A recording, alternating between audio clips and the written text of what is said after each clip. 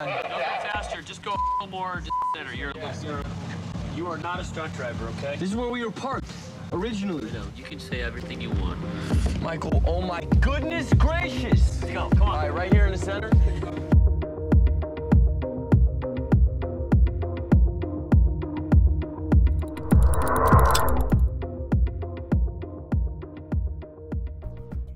Welcome to GWAT TV. I'm your host, Scott Romine. We've got a brand new episode today with Stuntman Corey Eubanks, one of the top 3 stunt drivers in Hollywood.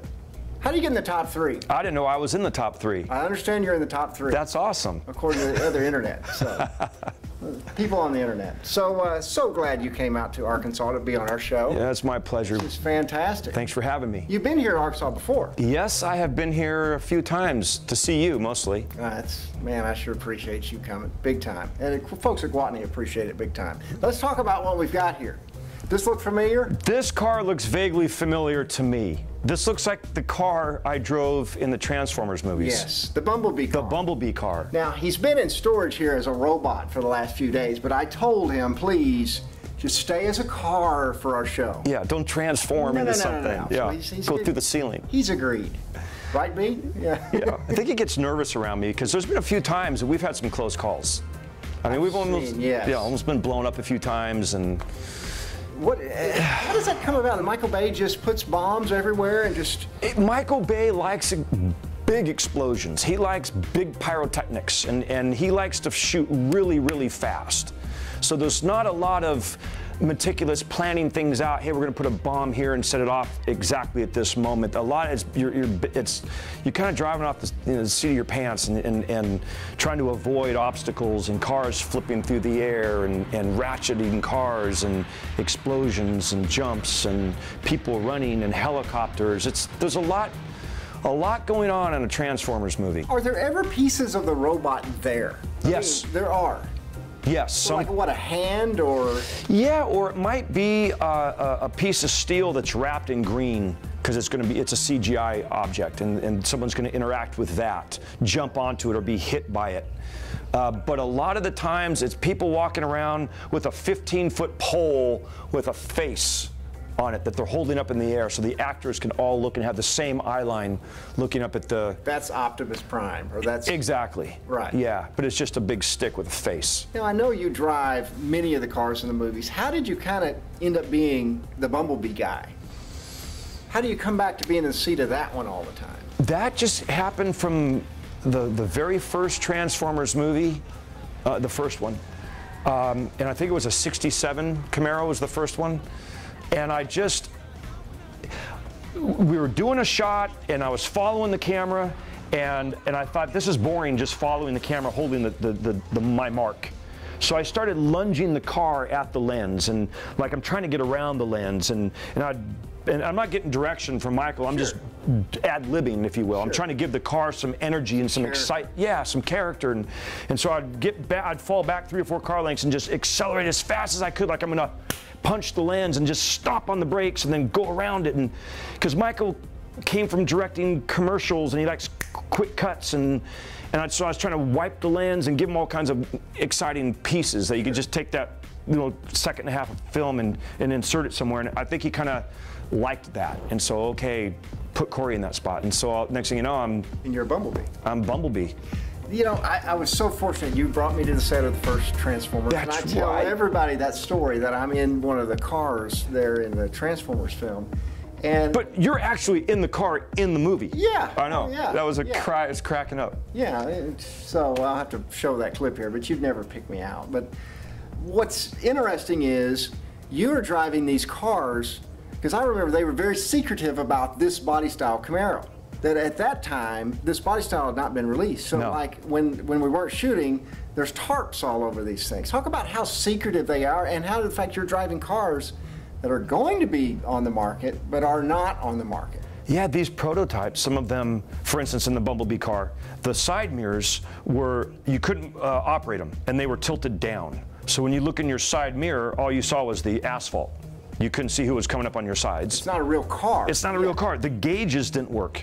How fast are you going? I go, I don't know. The gauges are just cardboard. There's fake. Right. That you look, oh yeah, they got gauge. No, those don't move. the seat would not adjust. The windows would not go down. It's a prototype. It's not a finished vehicle. Not an actual car. No. So tell us about it. I know that something happened on the set of one of the Transformers movie where a car was thrown into a building and this was not intentional. Can you tell that story? That was the first Transformers movie. And we were shooting on the back lot at Universal. And what they use sometimes to flip these cars through the air, it's kind of like a mousetrap, a huge mousetrap. It kind of operates the same way, but it's off of a nitrogen, it's compressed air. That'll take a car and flip it up into the air. Well, then they'll take a cable and they'll wrap the car with a cable and take it off to a ratchet, which is a system that will pull it. So the flipper, the car flipper, will make the car weightless and kind of get it into the air and starting it to spin as the ratchet kicks in and it will launch it. Throw it. Well, when you work as fast as you do with Michael Bay, sometimes you don't get to dial things in exactly. And it was a rush thing, and they didn't know exactly how much air pressure they had in the system, I guess. But it was supposed to flip over about 20 or 30 feet and land on some cars. And I was driving the tow truck backwards, doubling Megan Fox, actually. Yeah. Well, I can see it. I had a wig on, yeah. And I'm driving backwards, and this car's supposed to flip and land alongside me.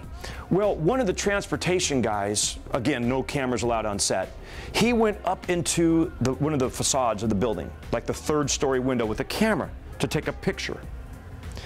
Well, when this car launcher flipped, the car flipper flipped the car into the air and the ratchet kicked in, it took this car about 60 yards into the third-story window, where the guy was taking the photo, and I know this guy, and I won't say his name, I don't want to get him in trouble. Right. But he said, I thought my finger was stuck on the zoom, because the car just kept getting bigger and bigger and bigger in my frame. He goes, and I realized, no, it's coming in the window, and he dove to the ground, and it went stuck right into the window.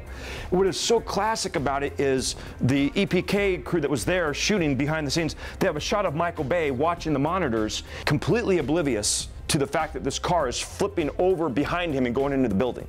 Because none of the movie cameras saw it. Because it's not even on film. It's not even on film. It's not even on film.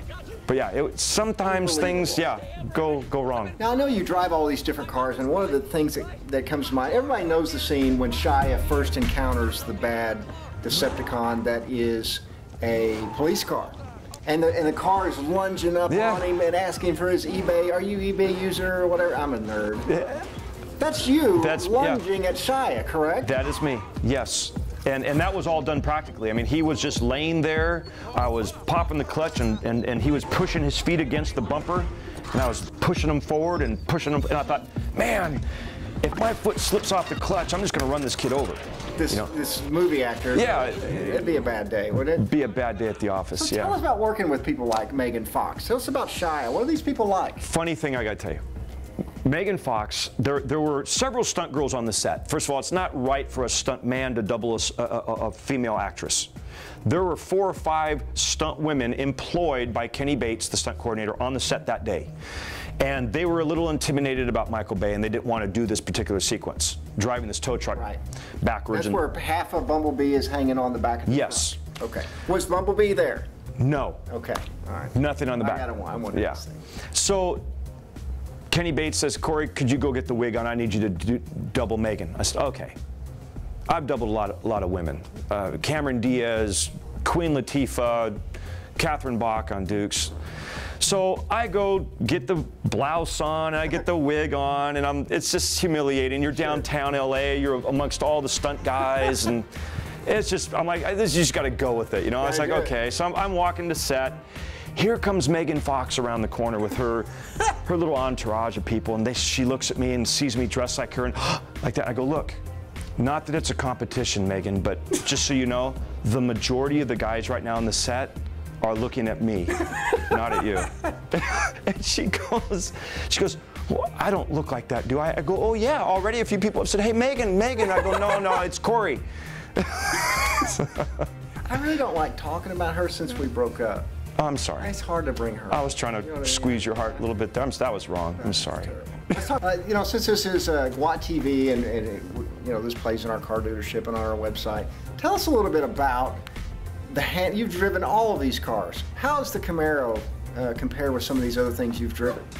I feel a sense of this is more me. This is my comfort zone. This is the car. American. 100%. 100%. Not just because of the way it looks, but it's when you're driving the Camaro, it's the way it feels. You got the power, you got the handling. It's just. It suits me. It's a car, and it's like, hey, you want the Bugatti, you want the Bugatti, you want the Lamborghini? Nah, I'll take the Camaro. That's awesome. Yeah. That's awesome. Well, thanks for tuning in. We're going to have you back. We got some questions for you, but we're going to take a break. And thanks for watching GWAT TV with Corey Eubanks. We'll be back with questions submitted from fans on our Facebook. So we'll be back.